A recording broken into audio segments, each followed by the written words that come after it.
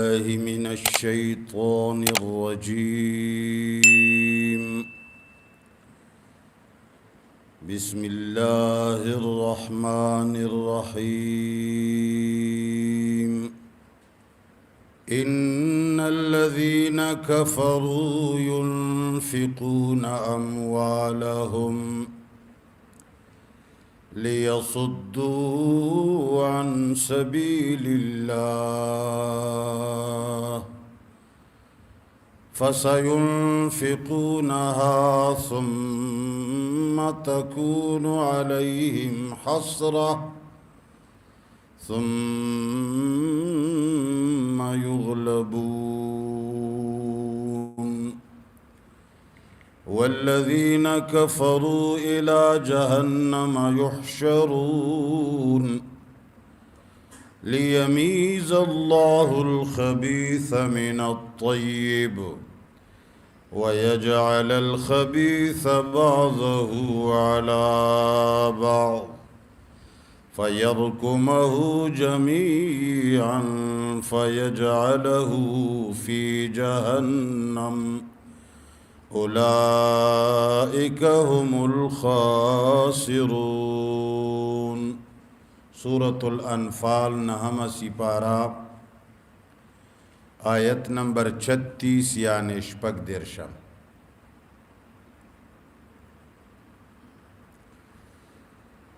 د مشرکانو قبایح پرونی درس کے ہم ذکر شول.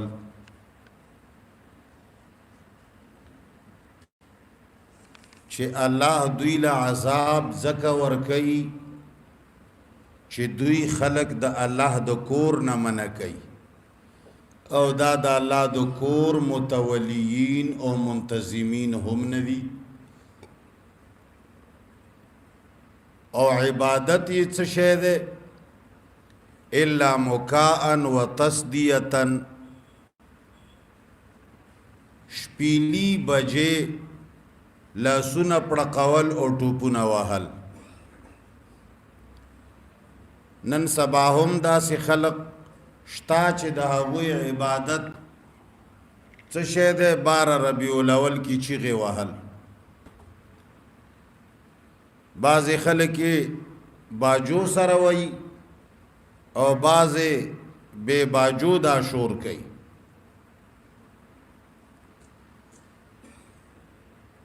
په ورځ د قیامت به الله دوی ته وایي چې اوس د خپل کفر په وجه باندې عذاب وسکئ.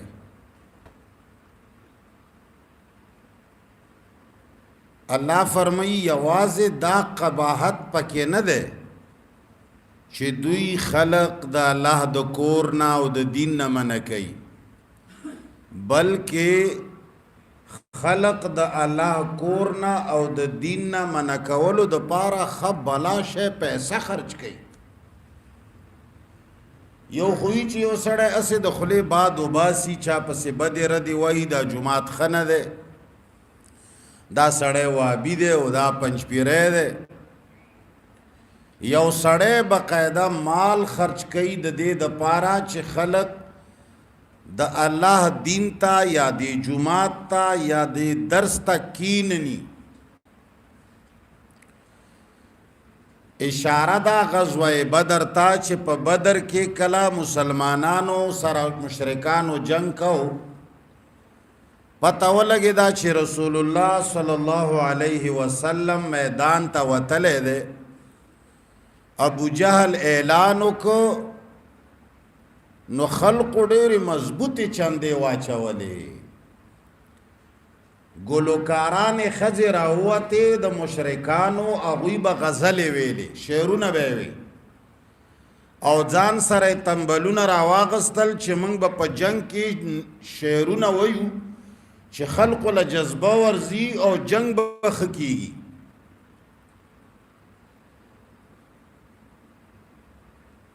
نو الله فرمای دوی دا مال د دې د پاره خرج کوي چې کفارو د مسلمانو بنیاد ختم کی. الله فرمایي چې سره د دې چې ډیر مال ولګوي هم دی به بیا هم لاسونه مروړي څه به میلاویږي د تنه صرف افسوس به وي چې خرچه مو وشوه څه توره مو ونه کړه سره د دې به دوی مغلوب کیږي او مسلمانو ته به الله غلبه ورکوي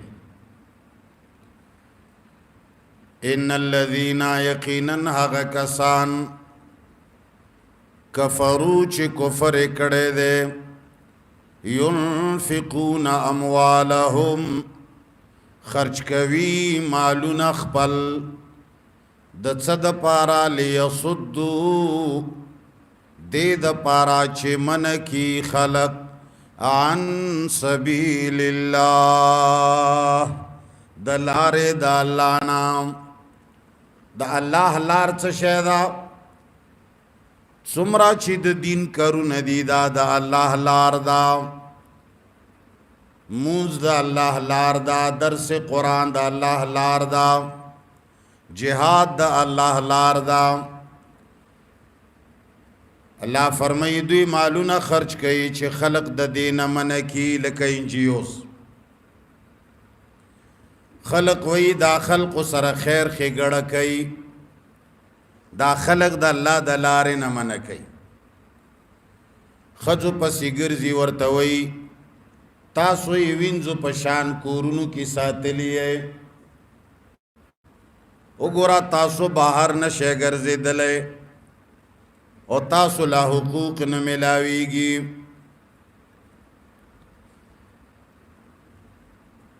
د الله دین پردا دین منع کوي امدارنګي جهاد ته چې کله وس ورسی نوم په باندې کېږدي دهشتګردي دې د پاره چې خلق د جهاد نه منع شي فسينفقونها الله فرمای پس زرد چې خرج بکی دوی هغه مالونا ثم تكون عليهم بیا بشی په دوی باندې حسرتن ارمان رستبه ارمان کئی مړه سے مخرچا وکړه ثم یغلبون بیا با کمزوری کړي شي دوی یعنی پیسې به مولګي جنگ به مونګټي زکه چې الله وعده کړی دا وانتم الاعلون ان کنتم مؤمنین اے مومنانو تاسو به همیشه فتح مونده همیشه به غالب و ان کنتم مؤمنین بشرط چې تاسو مومنان و چې چا کی ایمان وی دا به فتح او غلبه مندي نن مسلمان فتح او غلبه ولی نموندی ایمان پکې نشتا مسلمان عبادتونه کوي رواجی او ټول دین راوسته د یو منزله دین خره وره خو بس مون زنده‌باد ایمان خره وره خو بس مون زنده‌باد ټول مونږ ټول دین را ټول کړي د مانځتا د گاونډي چا پښتنه تر اوسه نه ده کړې که خیال مو کړی کله کله خلک واده کوي زوی ته جنې ولا غواړي نو د جنې کور نه چې کله جنې وغواړي سوال جواب وشي نو د جنې کور ولا وایي چې موږ به مشوره وکړو بیا به تعالی جواب در نو بیا د جنې کور والا چې کله د هلک تحقیق کوي نو تاسو ته پته ده د څه شي تحقیق کوي یره جی د هلک مونځ کوي او که نه کوي او که چا ورته ووایي چې دا په صف اول کې مونځ کوي بس دیندارانو کې یې ولیکي چې دا خو ډېر غټ دینداره دی نورې پوښتنې به نورې کوي کاروبار شته دی او که نشته مورې جنګیالی ده او که نه خواښې خرابه خو نه خبرې ځان لري خو په ټول دین کې پښتنه صرف د څه شي کوي د مونځ یره جی دا هلک جمع منزل اوزی او کنا کچا ورته وی چې 5 وخت جمع لوزی نو بس دې په خپل رجسٹر کې ولي کی چې دا ډېر کلک دیندار مسلمان دی دا پښتنه نه کوي گاونډیانو حقوق پیژني او کنا ضروری نه غني خو ځکه پښتنه نه کوي ایمان عقیده نه خبر دی او کنا قرآن درس کړه دی او کنا خځې خور لور باندې پردا کوي او کنا بهر د مشرانو کشرانو قدر او عزت کوي او کنا د دې وی خبره پښتنه هم څوک نه کوي ولی دا دین نه ګڼي یرا دا 13 وخت کې افغانستان کې جنگ وده جهاد لتلې دی او کنا دا پښتنه نه کوي ولی جهاد دین نه دی د پنځ یرا کور کې معاملې پیښشي دا سړی په شریعت باندې فیصله کوي کد کلی قوم پر رواج دا پښتنه نه کوي ولی دا دین وطن ښکاري مونږ کوي او کنه کوي رجی مونږ خو کوي بس رجی دا ډیر دیندار دی همیشه پنځه پورته خبره گنا کم سړی چې صرف مونږ کوي او نور دین نه پیژني دنه بخزه تنګي دی با د ښځې حقوق نه پیژني دی چې د ګاونډي حقوق نه پیژني نو دی به د سخر خواښې او د مور پلار حقوق نه پیژني نو الله فرمایي ثم تکون علیهم حسرتا بیا به شي په دوی باندې ارمان ثم یغلبون بیا به کمزوري کړی شي یعنی شکست د کفارو مقدر دی مومن سړی به همیشه غالب وي کله چې دی نه غالب کیږي نو دی د پوه شي چې ما کې د ایمان کمی دی والذین کفروا او هغه کسان چې کافران دي الی جهنم یحشرون بیا به جهنم ته جمع کړی شي دنیا کې به مغلوب شي او دې چې په کفر کې مړ شي نو دې به جهنم ته جمع کړی شي جهادونه او جنگونه الله ولې مسلط کوي سختیانې الله ولې راولي په مؤمنانو باندې یو سړی باندې مشکلات راشي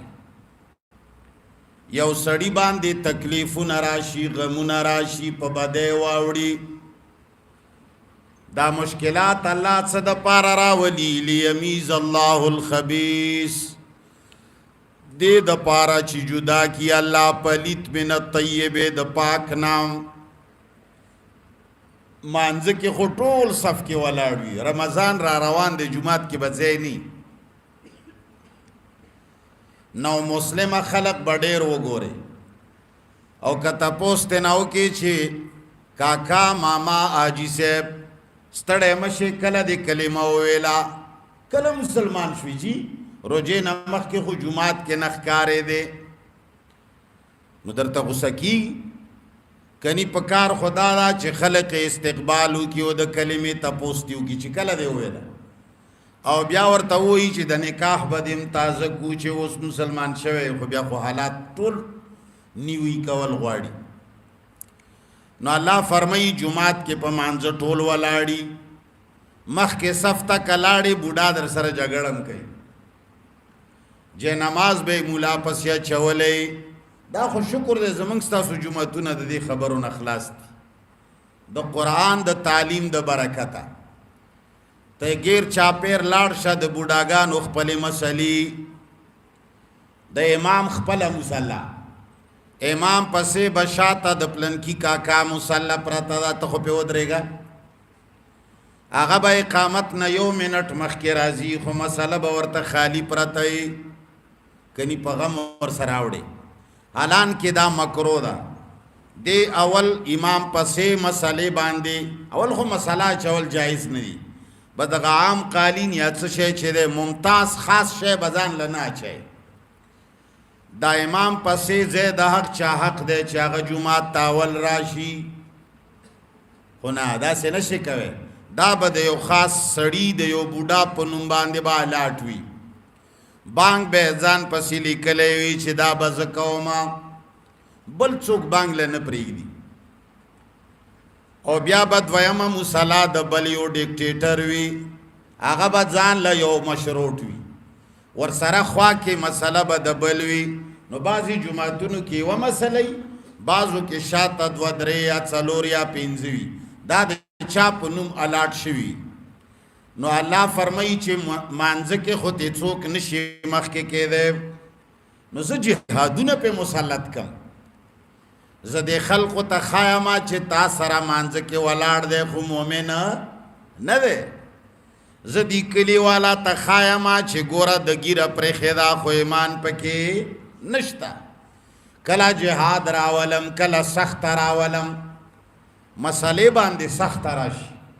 اله جی چا درخواست کړی دی اله جی گرفتاری شروع ده اله جی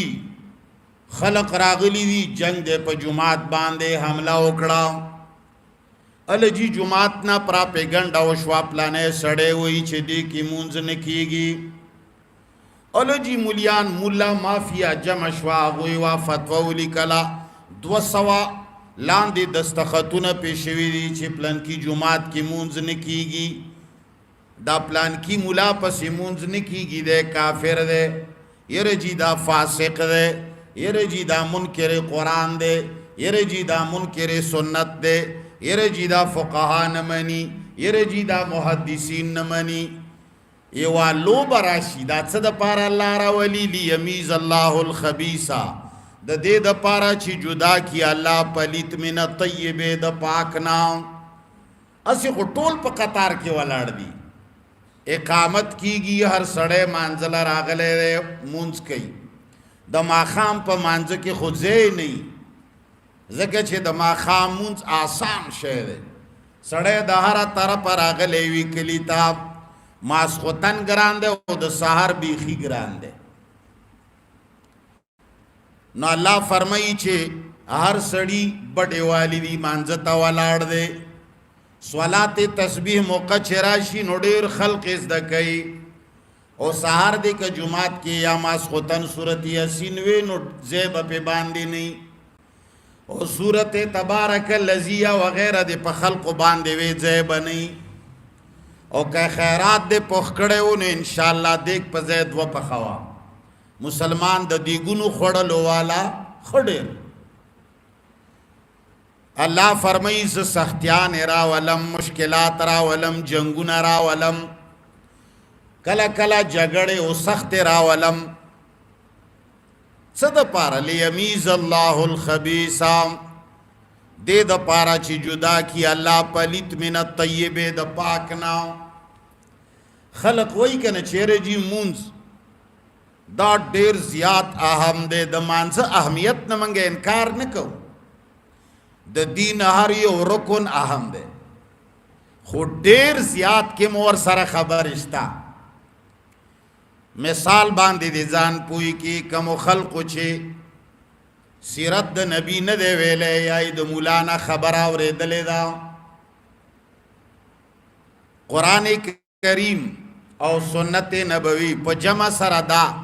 اتفاق دی چې ترڅو پورې عقیده نه وي نو عبادت نه قبلیږي نو ټولو نه اول دا معلومه شوه چې ټولو نه اهم ترین شی چې دی ایمان او عقیده مونځ خو دې لاړو دویم نمبر ته 1 نمبر باندې عقیده او ایمان شو دویم رسول الله صلی الله علیه وسلم غزوه خندق په وخت کې 3 منځونه د خندق د کنستلو د پاره پرېښودل او بیا یې رستو 3 واړه آیات 4 واړه په یو ځای باندې وکړل دا د دویم دلیل دریم دلیل واورا رسول الله صلی الله علیه وسلم د 2 صحابو په منځ کې اختلاف یا جګړه پیدا شوی و رسول الله لاړو د هغوی په منځ کې خبره کوله وخت د مانځه راغی پیغمبر علیه السلام خبره پرې نه خوا هغه د خلقو روغه جاري وساتله جمع بل صحابی وکړه ابو بکر صدیق رضی الله تعالی عنہ غالبا یا بل چا خدا و نکړه یا تاخیر را وستو په جمع کې څلورم دلیل واورا رسول الله صلی الله علیه وسلم په وخت کې ډیر خلق د مانځه نه پاتې شوي عمر فاروق رضی الله تعالی عنہ غالبا د یو بل صحابي دی دا د مسجد نبوی ناوی چې منگ پا ډډه باندې کورونه جوړ کړیو نو هر ورځ به منگا جمع تنشو حاضر دی او خان یا گڑه یا څه شیبم سرول نو هغه صحابي وی چې ما بل صحابي سره نمبر اچولیو ای ورځ به رسول الله لتورزی جمع به ورپسې کوي دین بس د کوي بیا برازه مال به کلی کې بیانې زب کار کوم دلته په بل ورځ باندې به بیا زمات زب رسول الله پسې مونږ کوم دین بس د کوم ته بدل تک غړې بیزې سراوي او د کور د دې ځای پیره به کوي بیا بزر اعظم طالب دین خایم نو مطلب دا چې ورځ به د جمع منزله ده نتلو بل ورځ به هغه بل نتلو خو چرته رسول الله صلی الله علیه وسلم دوی له سزا نه دا ورکړي هیڅ یو صحابي ته د مانځه د تاخیر په وجه باندې چرې چاله سزا ملاو دمکیانی موجودی دی روایت یا ضعیف دی یا قوی دی هغه باندې په خپل ځای غږیږو کده الله خوخی خو چاله سزا نه دا ورکړي او یو ځل جنگ کې رسول الله صلی الله علیه وسلم اعلان وکړ جهاد تا رسول الله او صحابه کرام وتل او یو صحابی دی یاد ودی هغه وی چې موږ سره اس پیرا سره دی خېتېزي خیر دې دوی به پیدل رواني موږ به یو څو دقیقې یا غنټې رستو ورپسې روان شو دوی چې ورځ مزل وکي او موږ ورپسې رسیدې شو خو چې کله صحابه کرام لاړل دوی پاتې شول رستو تک تک کې کارونه خو سړی راګیری کنه دنیا داسې شی دی چې سړی راګیری حالاتو راګیر کړل صحابه کرام د جهاد نه واپس راغلل اوس زم رستو زم دغه د تیاری غم خلا نړ رسول الله سره د صحابه کرامو د الله په حکم دی سړی سره د کسانو سره بیکاټ وک چې دا بنه جمعات لرازی او نه به مسلمان دوی سره تعلق ساتي بایکاټ هغه صحابي وایي چې په دنیا کې دومره غمجن ورځې ما چرته نه دي تیری کړي الله دې کمه او بشه معاف کی دا واقعا ما دا سخکارا فی الحال نه دا پړاو کړي مخکې مې اورېدل خدای خبر چې 55 ورځې دي که څومره بیکاټ شوه دی بیکاټ چې وګت شو هغه صحابه وایي چې منګه ډېر زیات خپو خو خځه ارا سروي ابوی به زمن خدمت کولو آخر کې رسول الله امر وکړ چې خځه به هم خدمت نه کوي او دا خځه به هم د کسانو سره تعلق نه ساتي نغه صحابي وایي چې هغه ورځې ما ته یاد دي ډېرې سختې نو ته اوس اندازه ولګوه چې جهاد ډیر اهم دی او کنا موس ډیر اهم دی اهم کې در سره خبرې نه کو ډیر اهم کې به قرضدار شم خو تاسو ولې دومره زیاته توجه منځله ورکوي مسلمانانو ځکه چې هیڅ قسم وینه د سړي نه پکې نه وځي تاوان د 2 روپو پکې نشتا او مسلمان د دې زمانه خور ته وزګار دی نه د مسلمان امداد د پاره د سره ټایم شتا نه د ګوندی حقوقو د پاره د سره 2 روپے شتا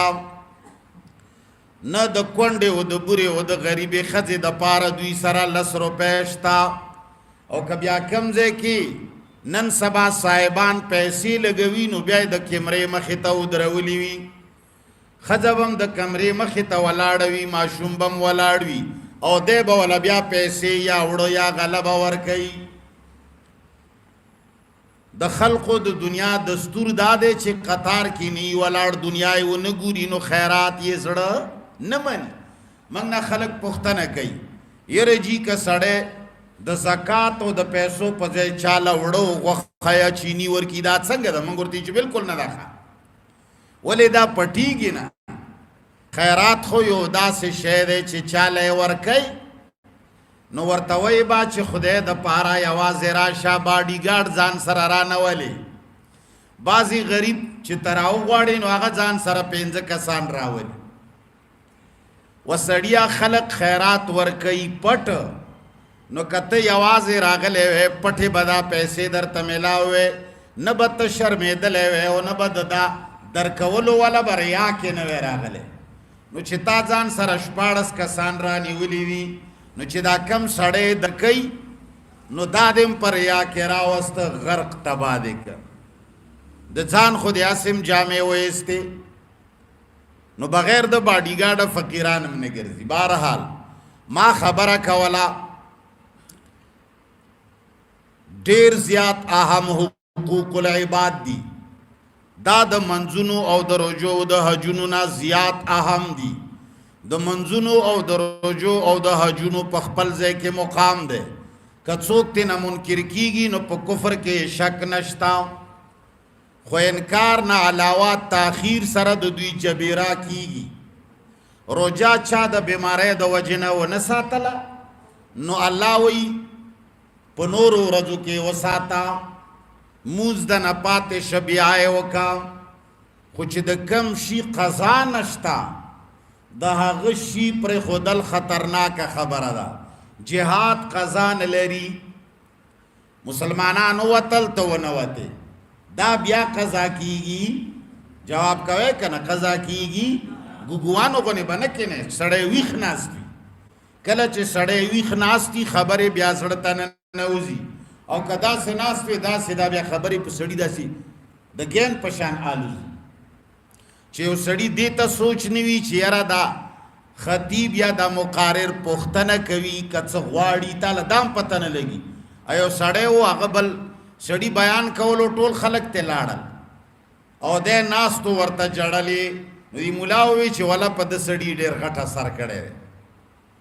نو چې کله هغه تقریر ختم کو ورته ووی چې ډېر دی وجړل الله دې تعالی خوشحالی درکړي لکه زما خبرو در باندې ډېر اثر وکړه. هغه ورته چې مولي صاحب خدای کمې ستا یوه خبره مې اورېدلې ده، خو دا ګیري ته مې دې سوچ و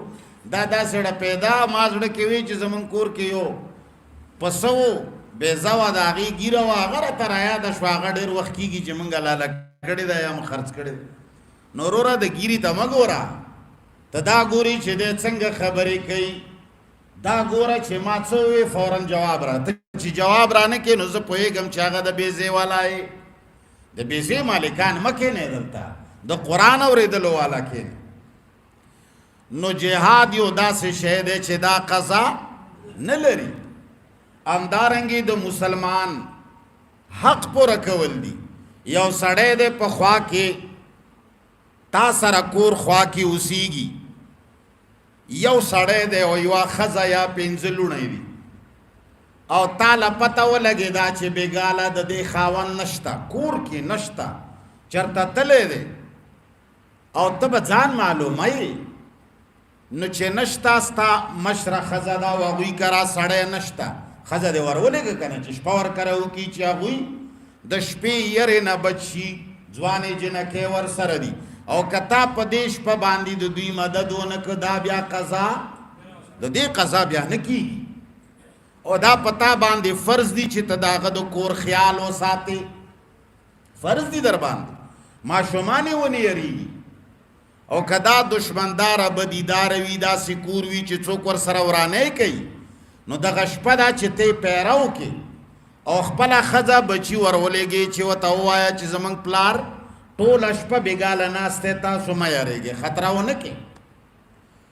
ګیر چاپېر ګاونډیان دي. پیغمبر علیه السلام فرمایي چې ته کله غوښه یا څه ترکاري پخوې نو شوربه پکې زیاته کړه. ولې چې ګیر چاپېر ګاونډیانو کې پوښتنه وکړه د چا سالن نشته نو خیر دی د خپل سالن شوربه ور ولېږه. خیر دی که غوښه نشې ورلېږې، سبزي نشې ورلېږې، لږې اوبه پکې زیاتې کړه، شوربه ور ولېږه که دا شوربه دی چې ور ونه لېږله د دې قضا په ورځ د قیامت مولانا صاحب ته وای زه نه وایم زه خو ډېرې خبرې نه منم ته یې وای مولانا صاحب تا وی چې په ورځ د قیامت به الله حساب کتاب په ټیم کې یو سړي ته ووایي ورته وبه وایي چې زه بیمار وم تا مې پوښتنه نه وه کړې تا وی مولانا صاحب اوس خو پښمانه نه یې په خبره او بیا دې وی چې یو سړي ته به الله ووایي چې زه وږی وم تا ماله روټۍ نه وه راکړې هغه به ورته وایي چې ای ربه ته خو پاکې د لوږې نه او د بیماریو نه نو ته څنګه بیمار وې او ته څنګه وږی وې هغه به ورته وایي چې زما فلانی بنده ستا خوا کې اوسېده هغه وږی و تا وله ډوډۍ نه وه ورکړې نو ماله دې نه وه راکړې که هغه ما بیمار کړی و او تاله مې محتاج کړی و او تا د هغه تیمرداري عیادت نه و کړی نو دا دې زما عیادت نه و کړی نو ته لږ سوچ وکړه چې دا ډېر اهم دی او که عبادت مونځ ډېر اهم دی ګاونډی چې ورته پرېوځي ته مونځ قضا کولی هم شي د دې دا معنی نه ده چې څوک دې مونځ نه کوي خو نه دا معنی هم نه ده چې ټول دین پرېږده او بس یو مونځونه کوه غلط فهمۍ کې خلق مه راوله دا ټول مسلمان په دې غلط فهمۍ کې مبتلا دي مونځ هېڅوک نه پرېږدي خو ګیر چاپېر د ګاونډي حق څوک نه پیژني پردی مال خلق نه پیژني د چا واخه چا کور ته راوړل دا خلق نه پیژني د چا ښځې لی پوندې ته وکتل بیا یې د سره پورې وکتل دې باندې خلق نه دی خبر برقه کې د یوې ښځې ننداره کوي د دې معصیت نه نه دی خبر دا د سره ګناه څوک نه ګڼي زه به کمه خبره کوم یوه نه ده که درته ووایم هزارها څیزونه دي چې هغه د عباداتو نه په مسلمان باندې زیات لازم دي د مسلمان پرده ساتل دي ته نه پیژنې یو وروره بس پنسې دې پورته کړي وي لستوڼې دې نغښتې وي بس 5 وخته مونځ دې د اوبو دې بس وایسته داسې نه ده که نه قرآن د هر شي خپل مقام ښودلی دی مولا تجاوز به سره کې نه کوو کم سیز ته چې الله څومره مقام ورکړی دی په هغه مقام کې وساته جګړه نه راځي جهاد ډېر اهم دی د کروڑونو منځونو نه ډېر اهم دی کروڑونو منځونو نه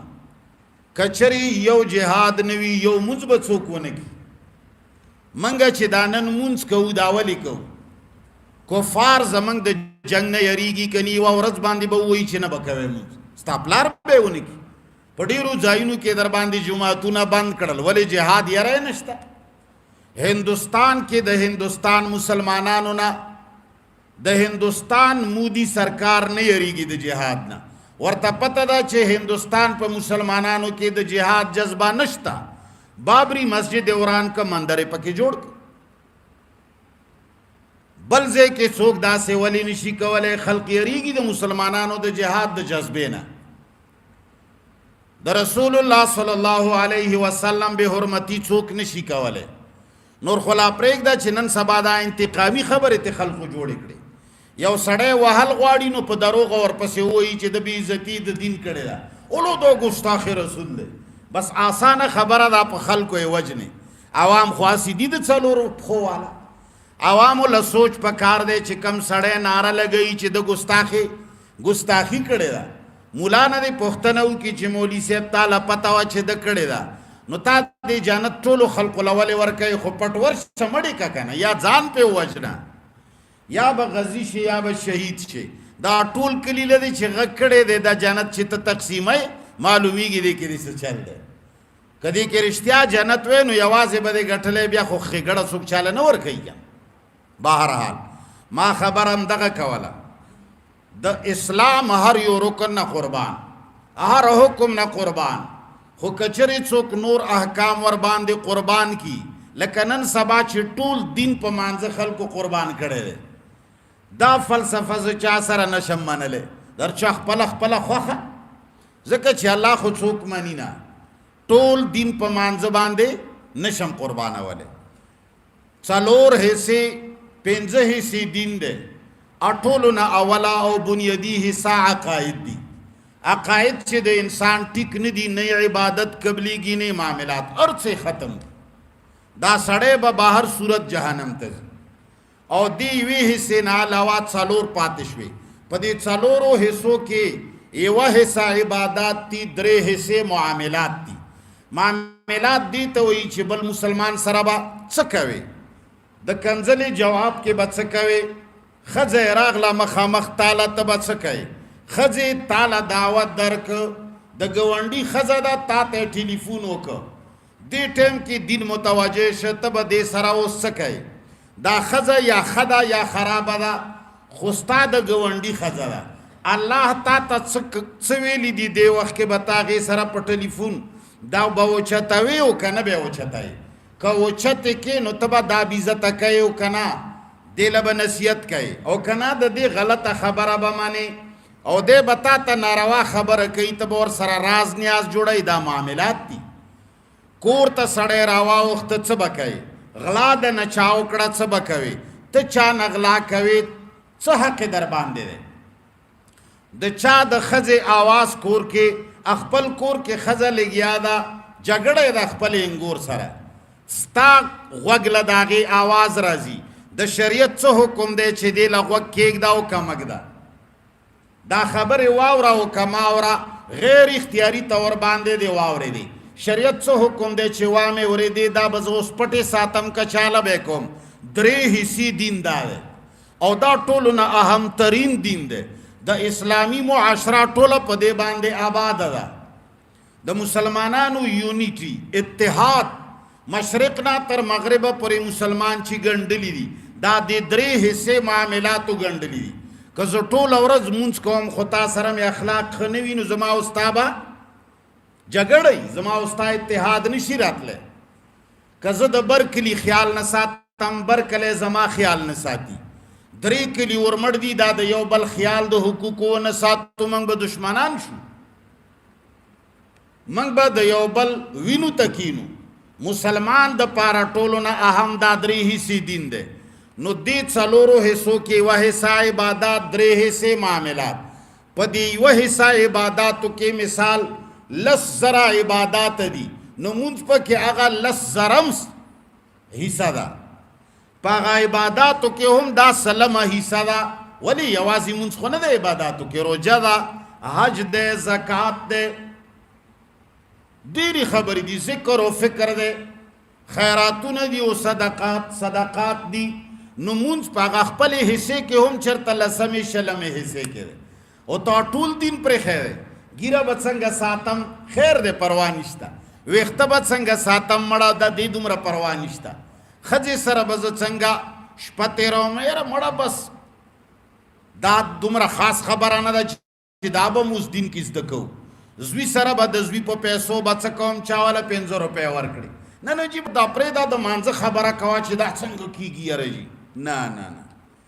هغه مونځ به څه مونځ وي چې ستا خېټه کې حرام پراته وي. او حرام یوازې دا نه دي چې تا د چا کور مات کو غلا دې ته وکړه، نه، ستا زوی له چا 50 روپۍ ورکړي یا 1000 روپۍ ورکړي، ستا ماشوم بچی دی او تا زرګون ترې راواغسته جیب کې دې واچول، هغه له دې 10 روپۍ ورکړي، دا 1000 واړه روپۍ حرامې دي تا سره. دا ستا د ماشوم بچي حق دی. ستا دې 1000 روپو باندې به دې بچي له جامې کوي، دې 1000 روپو باندې به دې بچي علاج کوي، خو ته به تې اتانې هم نه خورې. دا په هغه درې حصې دین کې دی، ته مسلمانه دې نه نه یې خبر. خوا کې د ګاونډي آواز ستا کور له راځي، ته دې نه نه یې خبر. ستا کور اوچت دی، 3 چته دی او کړکۍ لګېدلی، تا له دا پته نشته چې دا کړکي پرېښودل جایز دي او که نه. بیا دې پرېښوده، ایا دې کړکي او په دې چڼ کې ماله ودرېدل جایز دي او که نه. ما دا کیمرل ولګوله، دې کې د پردی ښځې لیدل جایز دي او که نه. 3 حصې دین نشته، نو مسلمان تباه او برباد. دا کفار چې نن آسمان سره خبرې کوي، خلق یورپ ته منډې وهي، یوه ویزه په لاکونو باندې علي، هلته منځونه، دا منځونو دپاره نه ځي، دا خلق هلته د عبادت او د روژې دپاره نه ځي،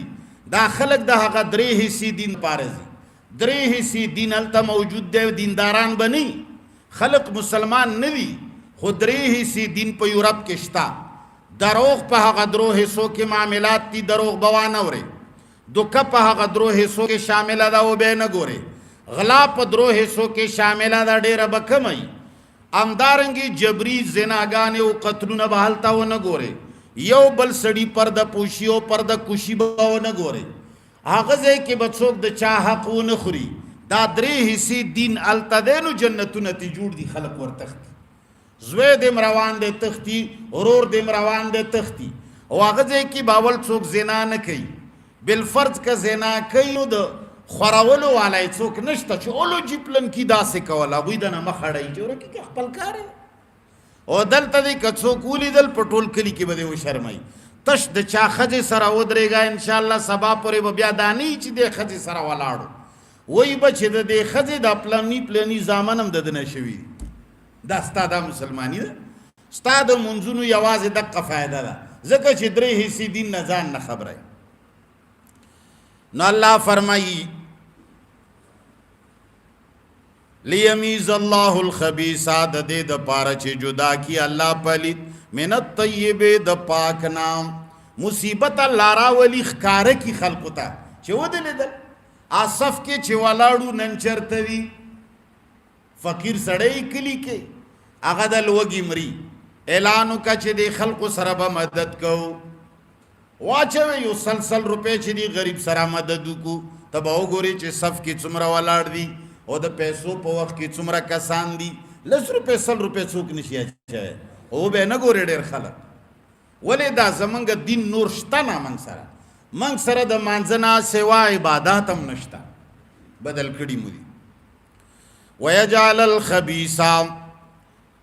او کی بگدی پلیتان بازہو علا بازن باز لرا پا بازو باندی فیرکمہو پس جمع بکی جمیعان دوی ٹولو لرام فیجعلہو فی جہنم وابے چوی پا جہنم کے دا سبی و دبل دا پاس ورو غرزوی اور آجمع بے کی لکا بدر پا مقام کے چکل دوی مردار شول اویا کسان مسلمانانو غالباً 14 کسان شهیدان مسلمانانو لے ازمکه چون کې کلک داغی کې قبر وستل گران دی یوا څلور کنجی و کډی و استاد څلور ګوټا او په هغې کې خلک دا 14 واړه کسان خښ کړل ځکه چې قبر خو ډیر جوور کنستل اسلام کې نشته دا طریقه بعضی ځایونو کې کویان جوړوي ستاسو د علاقه کې هم کویان جوړوي دا کویان په اسلام کې نشته قبر څومره پکار دی قبر ګوره دوه خبرې یاد ساته قبر دومره جوړوا چې صرف اور صرف بوی تینا نه راوځي دومره جوړ کا چې صرف بوی بهر نه راوځي یا کمه علاقې کې داسې ځناور وي چې هغه قبرونه راخلاصي چې د هغه رسي یغزه تن کیږي نو زمونږ په دې وطنو کې خدا شیان نشته نه پکې کفن کشته هغه زمانې نه دي نو قبر به څومره کني قبر زیات نه زیات لاندې نه ونیسه تر بره سره پورې دومره قبر دی وي چې د انسان سینې پورې پکې پناه وي انسان څومره پناه وي صرف سینې پورې پکې پناه وي هغې کې به دی لاندې چې کوم ځای کې تابوت ږدي نو چې تابوت پکې کېښودی شي او تبی پې باندې واچولی شي بره چې دومره علاقه پاتې شي لکه دې ځای نه ونیسه دې ځای پورې دومره خاورې کې بوی نه راوځي کویان به نه جوړوي چې دومره جوور کې چې ته پکې لاندې ودرېږې او بره نه ښکارې د دې هېڅ ضرورت نشته نو صحابه کرامو ته یې دغسې 4 ګوټې کنده جوړه کړه او 14 کسان یې پکې ښخ کړل او مشرکان یې راواغېستل کوهي ته یې وغورځول دا یو ناکاره کوهي و په بدر کې څښا شوی و یو دی چې کم یو دی هغه ډېر څورو بوج هغه تښتېدلی و لرې ځای کې یې مړ کړ نو بیا یې راکش کو نو لاسونه او پښې ته نه وشو کېدل خو خیر راوی رسو ورو یې غورځولو نو الله فرمایي فیرکمکمه جمیعا دغسې به قیامت کې هم الله ورسره کوي جمع به کي دو ټولو لره فیجعله فی جهنم وابه چوي جهنم کې اولئک هم الخاسرون دغه کسان دوی پورا تاوان والا دي بس لفظي ترجمه ګوره ان الذين یقینا هغه کسان کفرو چې کافر کفر کړي دي ينفقون اموالهم خرج کوي مالونه خپل ليصدوا عن سبيل الله دې د پاره چې من کی خلق د لارې د الله نام فسينفقون پزر د چې خرج بکی دوی هغه مالونه ثم تكون عليهم حسرة بیا بشی په دوی باندې ارمان ثم یغلبون بیا به کمزوري کړي شي والذین کفروا هغه چې کافران دي لا جهنم یحشرون بیا به جهنم ته جمع کړي شي لیمیز الله الخبیث د پاره چې جدا کی الله پلیت من طیب د پاک نام ويجعل الخبيث او کی بغدی پلیتان بعضه علی بعض بعض لرا په بعضو باندې فیرکمه جميعا پس جمع بکی دوی ټولو لرا فیجعله فی جهنم پس وابی چوی په جهنم کې اولئک دغه کسان هم الخاسرون دوی پورا تاوان والا دي سبا درس بیا چوټی د مسلمانانو دو کسانو څخه خبره ده ان شاء الله کپټم باندې رانغلو نو سبابم چوټی وی بیا به ان شاء الله درس کو یا الله د حضرت جمع ایمان کامل نصیب کا سمره کسان چې راغلي دي قدمونه نه کې تلو کې واچوا یا الله د هر قسم مصیبتونو نه زمون کله قوم وساته یا الله د قرآن حقوق یا الله د قرآن دا احکام دا عام کا یا الله مسلمانانو ته د منځنه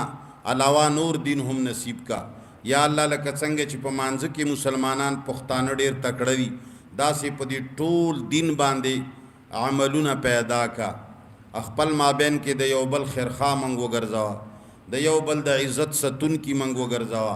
د یو بل د پردې ستون کی منګ وګرځاوه یو بل سره امداد کوون کی منګ وګرځاوه من خپل مابین کې حقيقي مؤمنان ورونه وګرځاوه یا الله زمنګ ملک امن راولا پاکستان کې نظام د مصطفی صلی الله علیه وسلم راولا یا الله د حقوق العباد خیال ساتلو موقع منګ فراهم کا یا اللہ د کفار و طاقتون اخپل مابین کے استعمال کا اللہم ربنا